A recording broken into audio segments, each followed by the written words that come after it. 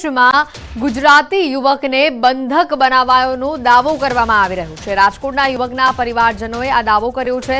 દક્ષિણ આફ્રિકાના કિન્સાસામાં યુવકને મહિનાથી બંધક બનાવવામાં આવ્યો છે। પરિવારજનોએ આક્ષેપ લગાવ્યો છે। પરિવાર પાસે 22 લાખની માંગણી કરાઈ હોવાનો પણ દાવો કરવામાં આવ્યો છે। રાજકોટના વાવડી વિસ્તારમાં રહેતા જય દિનેશભાઈ કારિયા નામનો યુવક દક્ષિણ આફ્રિકામાં બંધક બનાવ્યો હોવાનો વિડીયો પણ સામે આવ્યો છે।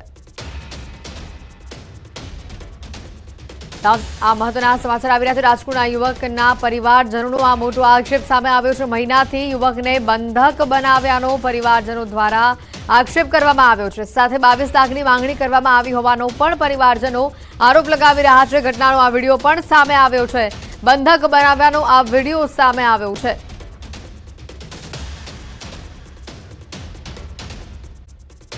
મોરબી દુર્ઘટના બાદ હાઈકોર્ટે આદેશ કર્યો હતો કે પાલિકાના હદમાં આવતા બ્રિજનું વર્ષમાં 2 વાર ઇન્સ્પેક્શન કરવાનું રહેશે અને રિપોર્ટ આપવાનો રહેશે।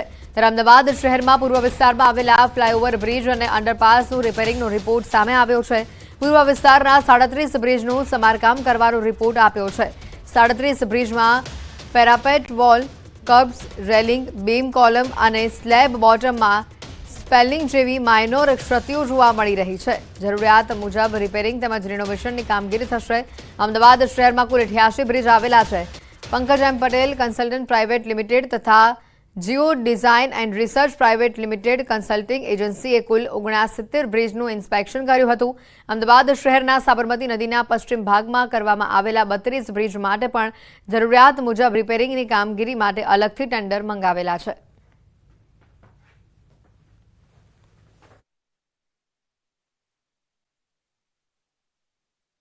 આમાં 69 બ્રિજનું ઇન્સ્પેક્શન પટેલ બ્રધર્સ અને જીઓ કન્સલ્ટિંગ બે નિમણૂક આરએનબીની ગાઈડલાઇન પ્રમાણે એ બે ઇન્સ્પેક્શન કરેલું। એનો રિપોર્ટ આવ્યો। એમાં નદીની પૂર્વ બાજુ 37 બ્રિજ અને પશ્ચિમ બાજુ 32 બ્રિજ।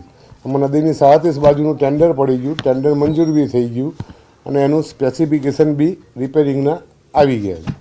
અમદાવાદના પૂર્વ વિસ્તારના 37 બ્રિજ એવા છે કે જે બ્રિજ છે રિપેરિંગ કામ છે તે માંગી રહ્યું છે। આ એક અહેવાલ છે તે બહાર આવ્યો છે મહાનગરપાલિકાના રોડ એન્ડ બિલ્ડિંગ વિભાગની અંદર। જે રીતે મોરબીમાં દુર્ઘટના થઈ ત્યારબાદ ગુજરાત હાઈકોર્ટે આદેશ આપ્યો હતો કે મહાનગરપાલિકાના અંડર આવતા જેટલા પણ ઓવરબ્રિજો હોય કે પછી અંડરપાસ હોય એ તમામનું જે છે ચેકિંગ કરવાનું રહેશે। તેને લઈને જ અંતર્ગત જ ચેકિંગ હાથ ધરાયું છે ને તેની અંદર અમદાવાદ શહેરના પૂર્વ વિસ્તારના 37 બ્રિજ એવા છે કે જે બ્રિજ ક્યાંક ને ક્યાંક સમયે ક્યાંક ને ક્યાંક તેને સમારકામની જરૂર છે, તેના મેન્ટેનન્સની જરૂર છે। તે અહેવાલ છે, રિપોર્ટ છે તે પ્રસારિત થયો છે। ચોક્કસ માની શકાય કે અમદાવાદના પૂર્વ વિસ્તારના 37 બ્રિજ એવા છે કે હજુ પણ તે રિપેરિંગ કામ છે તે માંગી રહ્યું છે। કેમેરામેન સૈનિક મહેતા સાથે પ્રણવ પટેલ, ન્યૂઝ 18 અમદાવાદ। ચોમાસાનો વરસાદી માહોલ ચાલી રહ્યો છે જેને લઈને ભાવનગર શહેરમાં ઝાડા ઉલટીના કેસીસમાં પણ વધારો જોવા મળી રહ્યો છે। શહેરમાં 2 મહિનામાં ઝાડા ઉલટીના 1500 દર્દીઓનો વધારો થયો છે, જ્યારે 3 મહિનામાં તાવના 1700 દર્દીઓ નોંધાયા છે। શરદી ઉધરસના પણ કેસીસ નોંધાઈ રહ્યા છે। ભાવનગર શહેરની સરટી હોસ્પિટલમાં છેલ્લા 3 મહિનામાં જ ઝાડા ઉલટીના 345 કેસ નોંધાતા ભારે ફફડાટ ફેલાયો છે। સ્થાનિક ડોક્ટરોના જણાવ્યા અનુસાર ચોમાસાની ઋતુમાં લોકો યોગ્ય ખોરાક અને પાણીમાં ધ્યાન રાખવું જોઈએ। અશુદ્ધ પાણી પીવાથી અને ખોરાક આરોગવાથી કોલેરા થઈ પણ શકે છે। તાવના દર્દીઓમાં પણ રાફડો ફેલાયેલો જોવા મળી રહ્યો છે। 1628 જેટલા દર્દીઓને તાવ ચડતા તેઓને સારવાર કરાવવાની ફરજ પડી રહી છે। હોસ્પિટલમાં દર્દીઓની સંખ્યામાં પણ સતત વધારો જોવા મળી રહ્યો છે। પાણીજન્ય રોગો મેલેરિયા છે, કોલેરા છે, ઝાડા ઉલટીના કેસો, તાવના કેસો વધારે આવે છે। જેમાં મુખ્ય કારણ પાણીનો જે ગંદુ પાણી, વરસાદનું પાણી મિક્સ વાપરતા હોય છે લોકો, અને લોકોના ઘરની આજુબાજુ જે ગંદકી હોય છે જેના કારણે આ રોગો વધતા હોય છે। અમારા અહીંથી પણ તમારા એરિયામાં જ્યાં પાણી ભરાય છે ત્યાં અમે દવાનો છંટકાવ કરી જશું। એ સિવાય આ પાણીમાં ગટરનું પાણી ભળી જતું હોય છે પીવાના પાણીમાં, તો ઝાડા ઉલટીના ને એવા કેસો પણ આવતા હોય છે।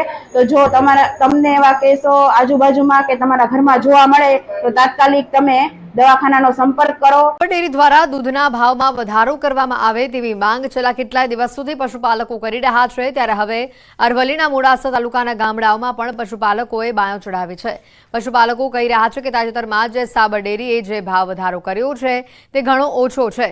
વધુમાં કહ્યું કે આ મોંઘવારીમાં ઢોર ઢાંખરને ખવડાવવા માટેનો ઘાસચારો મોંઘો થયો છે, તેથી જ પશુપાલકો યોગ્ય ભાવ વધારાની માંગ કરી છે। તો બીજી તરફ દૂધ ઉત્પાદક મંડળીના સેક્રેટરીનું કહેવું છે કે ડેરીની અંદર અધિકારીઓની ચૂંટણી કરાઈ નથી અને જેના કારણે આ ભાવ વધારો અટક્યો છે।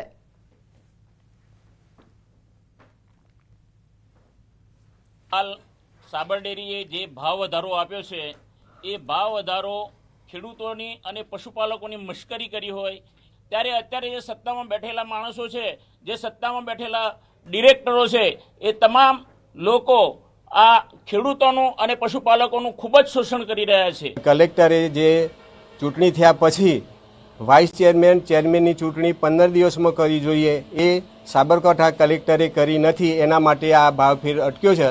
તો રાજ્ય સરકારે આ બાબતે ગંભીર નોંધ લઈ અને પશુપાલકોને સમયસર આનાથી જે ભાવફેરની રકમ ચૂકવી છે એનાથી વધારે ચૂકવવી જોઈએ। વરસાદી માહોલની વચ્ચે ભાગડાવાડા વિસ્તારમાં એક મહાકાય વૃક્ષ ધરાશાયી થયું। ભાગડાવાડા વિસ્તારમાં વરસાદની સાથે પવન ફૂંકાતા વર્ષો જૂનું મહાકાય વૃક્ષ મૂળથી ઉખડી ધરાશાયી થયું। આ વૃક્ષ રસ્તાની બાજુમાં જ આવેલા ઘર ઉપર પડ્યું હતું। ઘરના છતના પતરા પણ તૂટી ગયા। જોકે સદનસીબે આ ઘટનામાં કોઈને ઈજા કે જાનહાનિના સમાચાર નથી।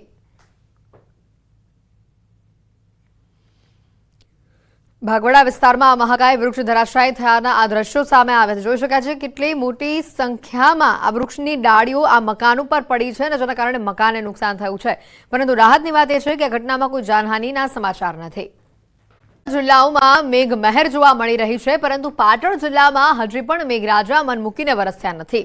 પાટણ જિલ્લાના કેટલાક તાલુકામાં કાગડોળે મેઘરાજાની રાહ જોવામાં આવી રહી છે। ખેડૂતોનું કહેવું છે કે અત્યાર સુધી 15 થી 17% વરસાદ નોંધાયો છે, 15 થી 20% વાવેતર પણ કરાયું છે, પરંતુ જોઈએ તેવો વરસાદ હજી સુધી વરસ્યો નથી। વાદળોની સાથે સાથે ખેડૂતોને વરસાદની આશા પણ બંધાય છે, પરંતુ જો મેઘરાજા જાણે હાથતાળી આપી રહ્યા હોય તેમ મન મૂકીને વરસતા નથી। ખેડૂતોના મનમાં દુષ્કાળની ભીતિ પણ સેવાઈ રહી છે। ત્યારે હેક્ટર દીઠ વાવેતરમાં 20 થી 25 હજારનો ખર્ચો થતો હોય છે, ત્યારે જો આગામી 4 થી 5 દિવસમાં આ વરસાદ ન આવ્યો તો ખેડૂતોને કરેલો તમામ ખર્ચો માથે પડે તેવી ભીતિ છે।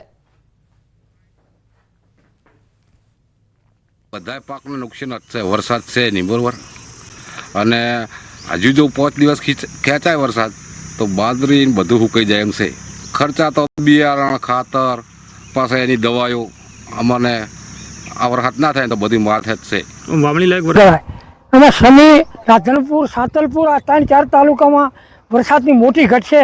20% વાવેતર છે, પણ વાવેતર રહેવાનો નથી અને પાણીનો કોઈ પણ સંજોગ ચાય છે નહીં। જો વરસાદ વાદળ થાય, છાંટા આવી વેખાઈ જાય, જો વરસાદ બાપોજી થાય તો આ ખેડૂત બચી શકશે, ન કે મોટો દુષ્કાળ છે। 10% જમીનમાં વાવેતર થઈ ગયું છે, જુવાર, ગુવાર, અડદ, પણ જો હવે વરસાદ ન થાય તો બધો પાક નિષ્ફળ જાય એવું પોઝિશન છે। તો ખેડૂતોને લગભગ હેક્ટરે 75,000નો ખર્ચો કરી અને આ મોંઘા ભાવના બિયારણ વાવ્યા છે। સત્વરે વરસાદ થાય તો બરાબર છે, નકે કોઈ આ પાણીનો વિકલ્પ નથી।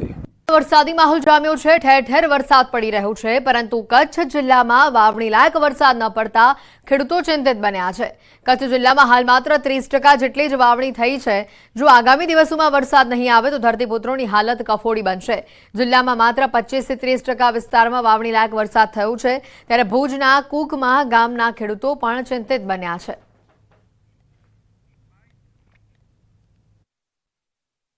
અત્યારે કચ્છમાં વરસાદ ખરેખર જો વાવણી લાયક વરસાદ બિલકુલ જેને કહેવાય નથી પડ્યો, ખરેખર સચરાચર વરસાદ કહેવાય, જેને કે 4 દિવસોમાં એક સરખો જ્યારે વરસાદ પડતો હોય અને જ્યારે વાવણી લાયક જે વરસાદ આપણે કહીએ છીએ કે અત્યારે નથી પડ્યો। માઠાળ વિસ્તાર જે છે કચ્છનો, એમાં વરસાદ કદાચ પૂરતો થઈ ગયો છે, પણ સેન્ટર એરિયા ભુજ તાલુકો, અંજાર તાલુકો કે આ વચનો ગાળો જે છે જગ્યા, એનામાં વરસાદ થયો છે ઓછો ને।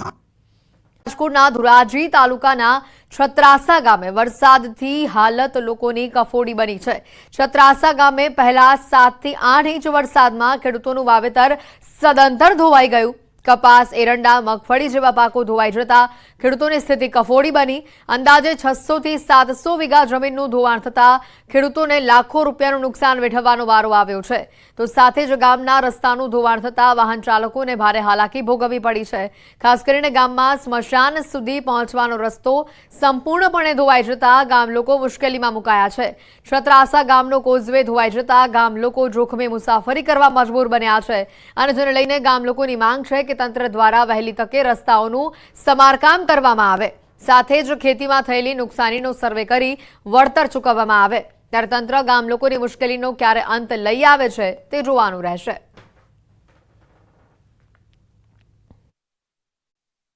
દોઢ કલાકની અંદર જે 7 થી 8 ઇંચ જેવો વરસાદ પડ્યો એને કારણે બધા ખેતરો ધોવાઈ ગયા છે અને તમામ માટી અને પાક પણ નિષ્ફળ ગયો. જે વાવેતર કરેલું હતું કપાસનું, સોયાબીન, મગફળી જેવા વાવેતરો બધા સંપૂર્ણપણે નિષ્ફળ ગયા, ધોવાઈ. રસ્તા પણ ખરાબ છે, કોઝવે, પારા બધું તૂટી ગયું. અમારી માંગ છે કે વહેલામાં વહેલી તકે સર્વે કરે તંત્ર દ્વારા, જે તે સંબંધિત અધિકારીઓ, અને આનું જે કાંઈ વળતર છે ખેડૂતોને ચૂકવે. ડુંગરી, ઝાપોદર, નરડી, માણાવદર, બાટવા, ત્યાંનું બધું છત્રાસાનું હટાણું છે.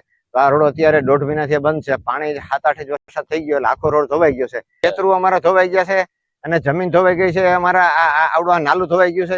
ભમરિયા પાસે રસ્તો છે એ ધોવાઈ ગયો છે. જે રીતે મેઘરાજાએ મહેર કરી હતી, જે તોફાની બેટિંગ કરી હતી, એને વાત કરી કે સૌરાષ્ટ્ર અંદરમાં જે રીતે વરસાદ વરસ્યો હતો, ક્યાંક ધીમી ધારે ક્યાંક ધોધમાર વરસાદ થતો, નદી નાળાઓ અત્યારે ઓવરફ્લો થઈ ગયા, તેની વાત કરીએ. ધોરાઈ તાલુકાના છત્રાસા ગામના સીધા આપને દ્રશ્યો બતાવીશ કે આ ચેકડેમના દ્રશ્ય છે. જે રીતે 7 ઇંચ વરસાદ પડ્યો હતો તેને લઈને ચેકડેમ છે તેના ઉપરથી પાણી વહેતું હતું અને પાણીના ફોર્સને લઈને તે પુલ છે તે બિસ્માર હાલતમાં, પુલનો ધોવાણ થઈ ગયો હતો. આ 10 ગામને જોડતો આ પુલ છે, પુલ અત્યારે બિસ્માર હાલતમાં છે. ખેડૂત પોતાના ખેતરમાં નથી જઈ શકતો. શમશાન જવા માટેનું માત્ર એક પ્રથમ રસ્તો હતો, ત્યાંથી જવા માટે, શમશાન જવા માટે લોકોને પરેશાનીનો સામનો કરવો પડે. હજારો વીઘા ખેતર છે, ખેતર ધોવાણ થઈ ગયો હતો. જે રીતે વરસાદ થયો હતો તેને લઈને પુલને પારાપાર મુશ્કેલીનો સામનો કરવો પડે. લોકોને 8 થી 10 કિલોમીટર ફરીને જવા પડે. લોકોને એવી માંગ છે તાત્કાલિક ધોરણે આ પુલનો સમારકામ કરવામાં આવે, તેને લઈને લોકો એવી માંગ કરી રહ્યા છે. મુનાફ બગાલી, ન્યૂઝ ગુજરાતી, છત્રાસા, ધોરાજી. સમાચાર આવી રહ્યા છે. ક્રિકેટ ટીમના પૂર્વ કોચની તબિયત ગંભીર હોવાનું સામે આવી રહ્યું છે. પૂર્વ કોચ અંશુમન ગાયકવાડની તબિયત ગંભીર હોવાનું સામે આવી રહ્યું છે. ગોરવા વિસ્તારની હોસ્પિટલમાં તેઓને દાખલ કરવામાં આવ્યા છે. કેન્સર જેવી ગંભીર બીમારીથી અંશુમન ગાયકવાડ પીડાઈ રહ્યા છે. થોડા સમય પહેલા જ લંડનમાં તેઓએ સારવાર કરાવી હતી. તબિયત વધુ લથડતા ગોરવા વિસ્તારની ખાનગી હોસ્પિટલમાં તેઓને દાખલ કરવામાં આવ્યા છે.